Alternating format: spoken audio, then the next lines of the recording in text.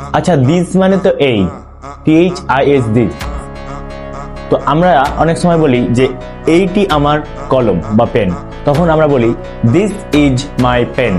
কিন্তু যদি বলি এই সেই পেন, তখন আমরা কিভাবে বলবো? চলুন আমরা শিখে নিই। তো প্রিয় শিক্ষার্থীরা, যখন আপনারা কোনো বাক্য এইভাবে বলবেন, এই সেই কলম বা এই সেই ডায়েরি বা এই সেই বই, তাহলে আমরা কিভাবে বলবো? তো এই ক্ষেত্রে আপনাদের ইউজ করতে হবে দিস ইজ দ্য ভেরি। হ্যাঁ, দিস ইজ দ্য ভেরি মানে অর্থ দিবে এই সেই।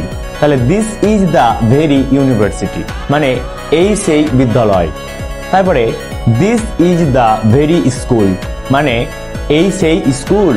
This is the very man এই সেই ব্যক্তি বা মানুষ। This is the very girl এই সেই বালিকা বা মেয়ে। This is the very bat মানে এই সেই ব্যাট। তাই চলুন দেখে নিই আপনারা কেমন শিখলেন। কমেন্টে প্রত্যেকে একটি করে বাক্য লিখে ফেলুন।